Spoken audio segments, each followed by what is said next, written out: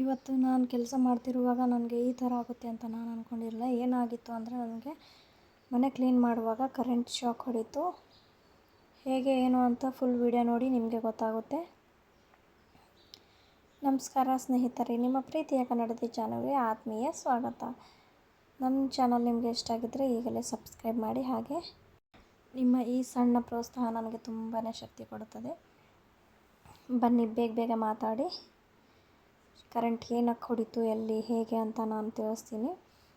ನಾಳೆ ಯುಗಾದಿ ಅಮಾವಾಸ್ಯೆ ಇದೆ ಅಂತ ನಾನು ಫುಲ್ ಎಲ್ಲ ಕ್ಲೀನ್ ಮಾಡಬೇಕು ಅಂತ ಕ್ಲೀನ್ ಮಾಡ್ತಾಯಿದ್ದೆ. ಇವಾಗ ಮತ್ತೆ ನಮ್ಮ ಜಾತ್ರೆ ಭೋಗೇಶ್ವರ ದೇವ್ರದ್ದು ತೇರಿದೆ.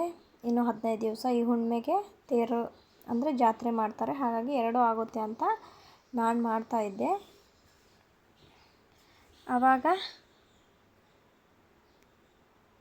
ಎಲ್ಲ ನನ್ನದು ಏನಂತಾರೆ, ನನ್ನ ಮಕ್ಕಳಿಗೆ ಆಟ ಆಡಿಸೋ ಹುಡುಗಿಯರು ಎಲ್ಲರೂ ಬಂದು ಒಂದು ಸ್ವಲ್ಪ ನನಗೂ ಹೆಲ್ಪ್ ಮಾಡಿದ್ರು. ಅವ್ರಿಗೆಲ್ಲ ವೀಡಿಯೋದಲ್ಲಿ ತೊಗೊಂಡಿಲ್ಲ, ಯಾಕೆಂದರೆ ಅವ್ರೇನೋ ಚಿಕ್ಕವರು. ಹಾಗಾಗಿ ನಾನು ಮಾತ್ರ ಇರಬೇಕು ಅಂತ ನಾನು ಮಾತ್ರ ಇರೋದನ್ನು ವೀಡಿಯೋ ಮಾಡಿ ಹಾಕ್ತಾಯಿದ್ದೀನಿ. ಸಾಮಾನು ಎಲ್ಲ ಇಳಿಸ್ಲಿಕ್ಕೆ ಅವರೇ ಹೆಲ್ಪ್ ಮಾಡಿದ್ದು. ನಾನು ವೀಡಿಯೋದಲ್ಲಿ ಎಷ್ಟು ಸಾಮಾನು ಇಳಿಸಿದ್ದೀನಿ ಅಷ್ಟೇ ಮಾತ್ರ ನಾನು ಇಳಿಸಿರೋದು, ಮಿಕ್ಕಿದ್ದೆಲ್ಲ ಅವರೇ ಮಾಡಿದ್ದು. ಅವರಿನ್ನೂ ಮದುವೆ ಆಗೋರು, ಅಂದರೆ ಇನ್ನೂ 9th 10th ಆ ಥರ, PUC first year second year ಆ ಥರ ಏಜ್ನವರು. ಹಾಗಾಗಿ ಮನೇಲಿ ಬೈತಾರೆ ಅಂತ, ನಮ್ಮ ಕಡೆ ಹಳ್ಳಿ ಇನ್ನೂ ಇಂಪ್ರೂವ್ ಆಗಿಲ್ವಲ್ಲ, ಹಾಗಾಗಿ ಬೇಡ ಅಂತ ನಾನೇ ಮಾಡಿಲ್ಲ.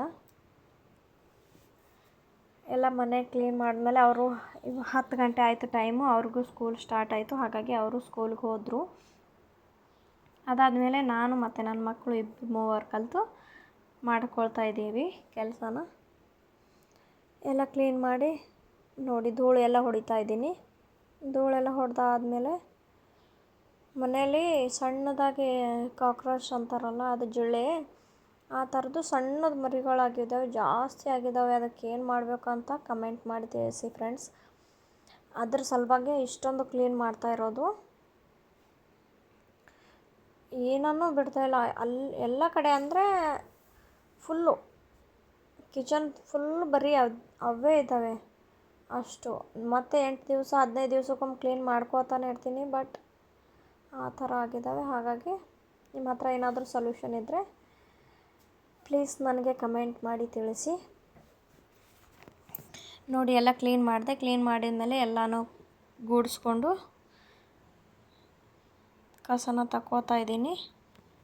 ಕಸನ ತಗೊಂಡಾದ್ಮೇಲೆ ನೋಡಿ, ಇವಾಗಲೇ ಇಲ್ಲಿ ಬೋರ್ಡ್ ಕಾಣಿಸ್ತಿದೆಯಲ್ಲ ಫ್ರೆಂಡ್ಸ್, ಅಲ್ಲೇ ಮಿಸ್ಟೇಕ್ ಆಗಿದ್ದು ನನಗೆ. ನೀವು ಕೊನೆವರೆಗೂ ನೋಡಿ, ನಿಮಗೆ ಗೊತ್ತಾಗುತ್ತೆ ಕರೆಂಟ್ ಶಾಕ್ ಹೇಗೆ ಹೊಡಿತು ಅಂತ. ನೀರು ಹಾಕ್ತಾಯಿದ್ದೀನಿ. ಕರೆಂಟ್ ಹೋಗು ಬಾ ಮಾಡ್ತಾಯಿತ್ತು. ನನ್ನ ಮಗನ ಹತ್ರ ಫೋನ್ ಇದೆ ನೋಡಿ, ವೀಡಿಯೋ ಮಾಡ್ತಿದ್ದಾನೆ. ಎಲ್ಲ ಆಯಿತು. ನೀರೆಲ್ಲ ಹೊಡೆದಾದ್ಮೇಲೆ ಇವಾಗೆಲ್ಲ ಕರೆಂಟ್ ಹೊಡಲಿಲ್ಲ. ಮಿಸ್ಟೇಕ್ ಹೇಗಾಯಿತು ಅಂತ ನನಗೂ ಗೊತ್ತಾಗಲಿಲ್ಲ. ಎಲ್ಲ ಹೊಡೆದ್ಮೇಲೆ ನೋಡಿ, ಮೇಲ್ಗಡೆ ಎಲ್ಲ ಸ್ವಲ್ಪ ಅಡುಗೆ ಮಾಡಿದ್ದು ಸ್ವಲ್ಪ ಎಣ್ಣೆದು ಅದು ಇದು ಎಲ್ಲ ಮೇಲ್ಗಡೆ ಫ್ರೈ ಮಾಡಿದ್ರೆ ಮೇಲ್ಗಡೆ ಚಿಡಿಯುತ್ತಲ್ಲ, ಹಾಗಾಗಿ ಸ್ವಲ್ಪ ಸೋಪ್ ಹಾಕಿ ತಿಕ್ತಾಯಿದ್ದೀನಿ. ಶಾಂಪೂ ಎಲ್ಲ ಹಾಕಿ ತಿಕ್ಕೊಂಡಾದ್ಮೇಲೆ ನೋಡಿ, ಜಿರಳೆಗಳಂತೂ ಜಾಸ್ತಿ ಇದ್ವು. ಒಂದು ತೆಗ್ದು ಕ್ಲೀನಾಗಿ ಮಾಡ್ಕೋತಾ ಇದ್ದೀನಿ. ಇವಾಗ ಇಷ್ಟು ಕ್ಲೀನಾಗಿ ಮಾಡ್ಕೊಂಡಂದರೆ ಮತ್ತು ಈ ಮನೆಯಲ್ಲಿ ಫಂಕ್ಷನ್ ಇರುವಾಗ, ಇಲ್ಲಾಂದರೆ ದಸರಾ ಟೈಮಲ್ಲಿ ಮಾಡ್ಕೋತೀವಿ. ಇಲ್ಲ ಯಾರಾದರೂ ತೀರ್ಕೊಂಡಿದ್ರು ಆ ಥರ ಇದ್ದರೆ ಮಾತ್ರ ಇಷ್ಟೊಂದು ಕ್ಲೀನಾಗಿ ತೊಳಿತಾರೆ. ವರ್ಷಕ್ಕೆ 2 ಸರಿ ನನಗನ್ಸೋ ಮಟ್ಟಿಗೆ ಮನೇಲಿ ಫಂಕ್ಷನ್ನು ಏನಾದರೂ ಜಾಸ್ತಿ ಇದ್ದರೆ, ಮತ್ತು ಬೇರೆ ಟೈಮಲ್ಲಿ ಏನಾದರೂ ಫಂಕ್ಷನ್ಸು ಆ ಥರ ತೀರ್ಕೊಂಡಿದ್ರು ಆ ಥರ ಏನಾದರೂ ಇದ್ದರೆ ಮಾತ್ರ ಇಷ್ಟೊಂದು ಕ್ಲೀನಾಗಿ ತೊಳೆಯೋದು. ಮಿಕ್ಕಿದ ಟೈಮಲ್ಲೆಲ್ಲ ಹಬ್ಬ ಹುಣ್ಣಿಮೆ ಅಮಾವಾಸ್ಯೆ ಆ ಥರ ಟೈಮಲ್ಲಿ ಪಂಪಿಂದ ನೀರು ಹೊಡೆಯೋದು, ಆ ಥರ ಹೊಡೆದು ಬಿಡ್ತಾರೆ. ನೋಡಿ, ಇಲ್ಲೆಲ್ಲ ಅಡುಗೆ ಮಾಡಿ ಮತ್ತು ಎಣ್ಣೆ ಆ ಥರ ಎಲ್ಲ ಇಟ್ಟಿದ್ವಲ್ಲ, ಹಾಗಾಗಿ ಫುಲ್ಲು ಎಣ್ಣೆ ಮತ್ತು ಜಾಸ್ತಿ ಗಲೀಜಾಗಿತ್ತು. ನಾನು ತಿಂಗಳಿಗೊಂದು 15 ದಿವಸಕ್ಕೊಂದು ಸರಿ ಎಲ್ಲ ಕ್ಲೀನ್ ಮಾಡ್ಕೋತೀನಿ. ಆದರೂ ಜಾಸ್ತಿ ಆಗಿತ್ತು, ಹಾಗಾಗಿ ಕ್ಲೀನ್ ಮಾಡ್ತಾಯಿದ್ದೀನಿ.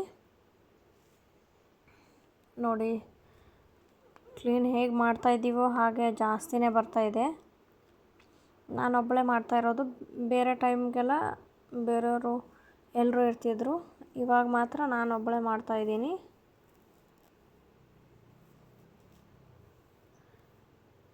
ನೋಡಿ ಇವಾಗ ಈ ಕಡೆ ಸೈಡು ಉಜ್ಜಿಕೊಂಡೆಲ್ಲ ಮಾಡ್ಕೊಂಡು ಈ ಕಡೆ ಸೈಡ್ ಬರೋವಾಗನೇ ಕರೆಂಟ್ ಹೊಡೆಯುತ್ತೆ. ನೋಡಿ ಅಲ್ಲಿ ಜಾಸ್ತಿ ಇದ್ದಾವೆ ಜಿಳ್ಳೆಗಳು, ಹಾಗಾಗಿ ಅಷ್ಟು ಇದು ಮಾಡ್ತಾ ಇರೋದು. ಅವಕ್ಕೇನಂತಾರೆ ಚಿಕ್ಕದಾಗಿರೋದು ಜಿಳ್ಳೆ ಅಂತಲೇ ಗೊತ್ತಾಗಲ್ಲ, ಆ ಥರ ಇದ್ದಾವೆ. ಹಾಗಾಗಿ ಇಷ್ಟೊಂದು ಕ್ಲೀನ್ ಮಾಡ್ತಾಯಿದ್ದೀನಿ.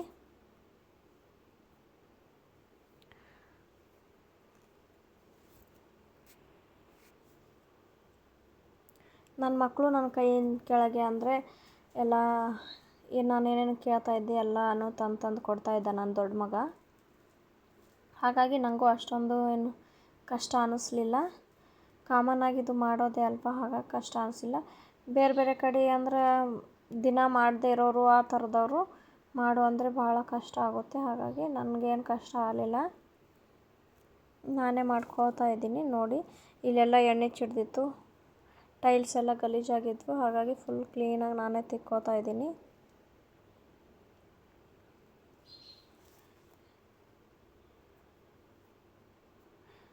ನೋಡಿ ಇವಾಗೇ ಕರೆಂಟ್ ಶಾಕ್ ಹೊಡೆಯುತ್ತೆ ನನಗೆ.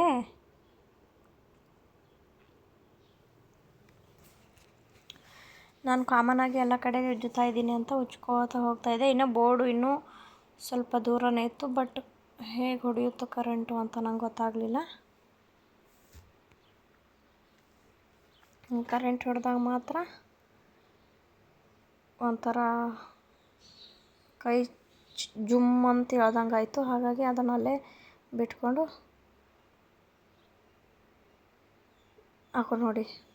ನೋಡಿದ್ರಲ್ಲ ಫ್ರೆಂಡ್ಸ್ ಹೇಗೆ ಜುಮ್ ಅಂತು. ಅದನ್ನಲ್ಲೇ ಬಿಟ್ಟು ನಾನು ಕೆಳಗಿಳಬಿಟ್ಟೆ. ಅದಾದಮೇಲೆ ಒಂದು 10 ನಿಮಿಷ 15 ನಿಮಿಷ ಆ ಥರ ಒಂದು ಸ್ವಲ್ಪ ಕೂತ್ಕೊಂಡು, ಅದಾದಮೇಲೆ ನಾನು ಆ ಕಡೆ ಹೋಗಲೇ ಇಲ್ಲ ಕ್ಲೀನ್ ಮಾಡೋಕ್ಕೆ. ಬಟ್ಟೆಯಿಂದ ಕ್ಲೀನ್ ಮಾಡಿದೆ, ಒಣಗಿದ ಕಟ್ಟಿಗೆ ತೊಗೊಂಡು ಬಟ್ಟೆಯಿಂದ ಕ್ಲೀನ್ ಮಾಡಿದೆ. ನೋಡಿ ಸ್ಟ್ಯಾಂಡು ಹೊರಗಡೆ ಒಯ್ದರೆ ಆಗಲ್ಲ ಅಂತ ಇಲ್ಲೇ ಒಳಗಡೆನೇ ತೊಳಿತಾ ಇದ್ದೀನಿ, ನೀರು ಹೋಗುತ್ತೆ ಹೇಗೆ ಅಂತ.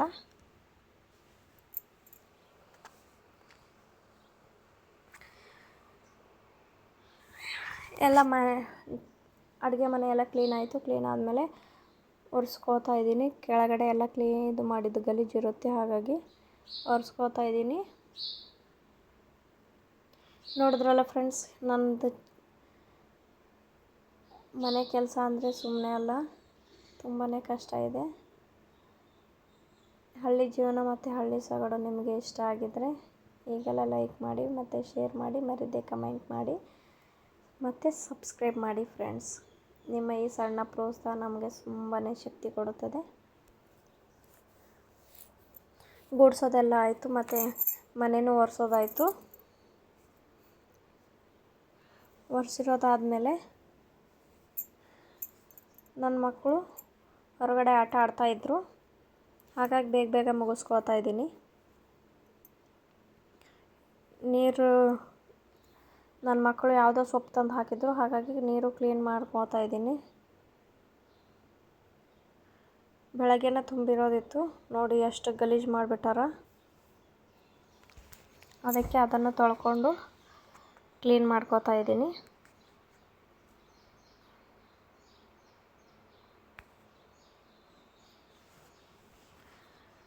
ಇಷ್ಟೆಲ್ಲ ಮಾಡೋಕ್ಕೆ 1 ಗಂಟೆ ಆಯಿತು. 1 ಗಂಟೆ ಆದಮೇಲೆ ನೋಡಿ ಪಾತ್ರೆ ಎಲ್ಲ ಉಜ್ಜಿಟ್ಟಿದ್ದೀನಿ, ತೊಳಿತಾ ಇದ್ದೀನಿ. ನೋಡಿ ನೀರಲ್ಲಿ ಹಾಕಿ ತೊಳಿತಾ ಇರೋದಷ್ಟೇ.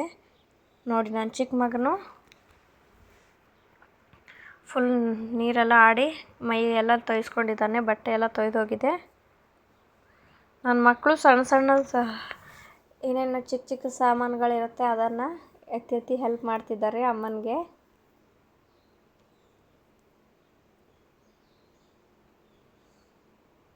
ನನಗೂ ಸ್ವಲ್ಪ ಇವತ್ತು ಕರೆಂಟ್ ಹೊಡೆದಾದ್ಮೇಲೆ ಒಂದು ಸ್ವಲ್ಪ ಬೇಜಾರಾಯಿತು, ಮೂಡ್ ಅಪ್ಸೆಟ್ ಆಯಿತು. ಕ್ಲೀನ್ ಮಾಡಬೇಕು ಅಂತ ಅನ್ನಿಸ್ತಾ ಇಲ್ಲ. ಹಾಗಾಗಿ ಬೇಜಾರಲ್ಲೇ ಕ್ಲೀನ್ ಮಾಡ್ತಾಯಿದ್ದೀನಿ. ಇವಷ್ಟನ್ನು ಕ್ಲೀನ್ ಮಾಡಿ ಎಲ್ಲ ಮುಗಿಸಿದಾದ್ಮೇಲೆ ಇನ್ನು ಬೆಡ್ಶೀಟು ಅವೆಲ್ಲ ಒಗೆಯೋದಿತ್ತು, ಚಾಪೆ ಎಲ್ಲ ಒಗೆಯೋದಿತ್ತು. ಹಾಗಾಗಿ ಇವಷ್ಟನ್ನು ಕ್ಲೀನ್ ಮಾಡೋಣ ಫಸ್ಟು ಅಂತ ಕ್ಲೀನ್ ಮಾಡ್ತಾಯಿದ್ದೀನಿ.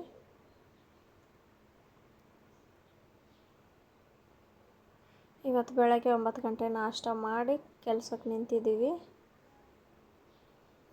ಮಧ್ಯಾಹ್ನ 1 ಗಂಟೆ ಆಯಿತು, ಇನ್ನು ಪಾತ್ರೆ ಉಜ್ಜೋ ಕೆಲಸನೇ ಮುಗ್ದಿಲ್ಲ.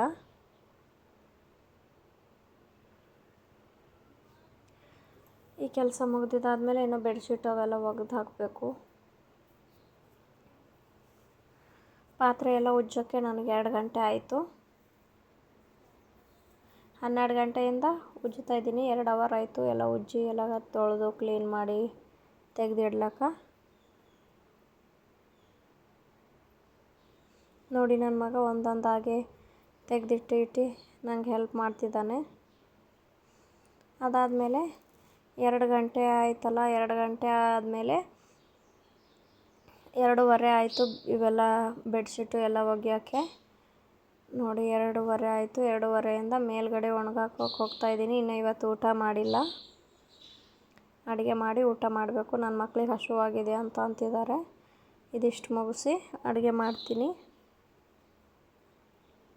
ಮೊದಲು ಮಕ್ಕಳು ಆಮೇಲೆ ಕೆಲಸ ಅಲ್ವಾ ಫ್ರೆಂಡ್ಸ್.